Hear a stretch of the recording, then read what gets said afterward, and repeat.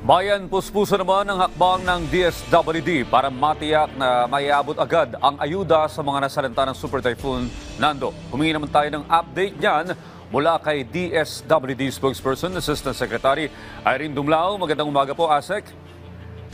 Hi Audrey, magandang umaga. Magandang umaga din po sa lahat ng sumusubaybay ng inyong programa. Okay, we understand ma'am na naka-preposition na yung mga food packs, ano? Pero ang katanungan po dito, sapat po ba yung ayuda na ipapamahagi sa mga maapektuhan ng bagyo? Well, Audrey, alinsunod nga sa kautusan ni Pangulong Marcos Jr. na tiyakin yung kapanatagan ng kalooban ng ating mga kababayan na naapektuhan ng iba't ibang mga kalamidad and matiyak na wala pong pamilyang Pilipino ang magugutom sa gitna ng krisis o ng isang disaster. Ang Department of Social Welfare and Development ay naghanda po ng mahigit 2.6 million na family food packs na nakapreposition nga po sa iba't ibang lugar sa ating bansa. Sa katunayan, Audrey, more than 105,000 are prepositioned in Region 1. In Region 2, more than 140,000, where in more than 20,000 are prepositioned in Batanes Island. Close to 80,000 din naman po yung nakapreposition dyan sa Cordillera Administrative Region. So batay doon sa ating pong predictive analytics for humanitarian response, na kung saan determine natin kung ilan po yung percentage ng mga poor families that may be affected in those areas. Yun po yung naging basehan natin sa preposition ng ating mga goods. But then, Audrey, hindi naman po natatapos ang production ng mga family food packs sa ating pong major production hubs, particularly at the Luzon Disaster Resource Center sa Pasay City. So habang meron po tayo mga naka-replenish, meron po tayo, habang may naka-preposition, we're ready to replenish from the goods that we are producing. So sapat po ang resources ng ating pong pamahalaan para tumugon sa pangangailangan ng ating mga kababayan, again as part of our mandate to provide augmentation support to local governments. Well, ASEC, kagaya po nung nasabi kanina sa panayam namin sa gobernador ng Batanes, nasa 32 po yung evacuation center nila. Kung hindi po sasapat, sakasakali dahil bukod po sa Bagyong Nando ay may paparating pang low pressure area, paano po yung logistics o yung paghahatid ng karagdagang mga food packs dun sa mga mas maapektuhan lugar kung saan nagtatagal yung kanilang sitwasyon na pagbaha?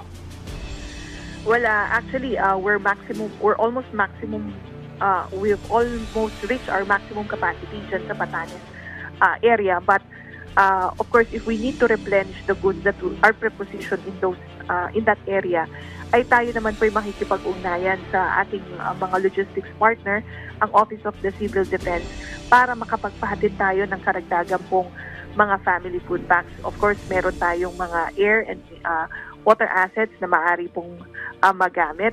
Again, with the help of the Office of the Civil Defense. And may mga ibang partners rin po tayo na maaaring makatulong magpahatid nga po ng replenishment o mga karagdagan pang mga family food packs.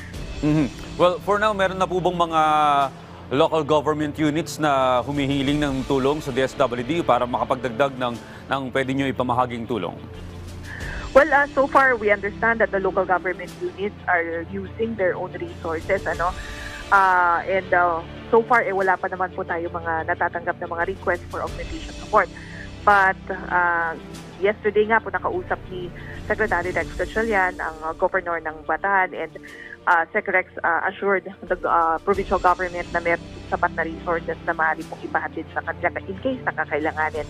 And gayon din po, we have coordinated with other partners, mga local government units, to assure them of the support from the national government.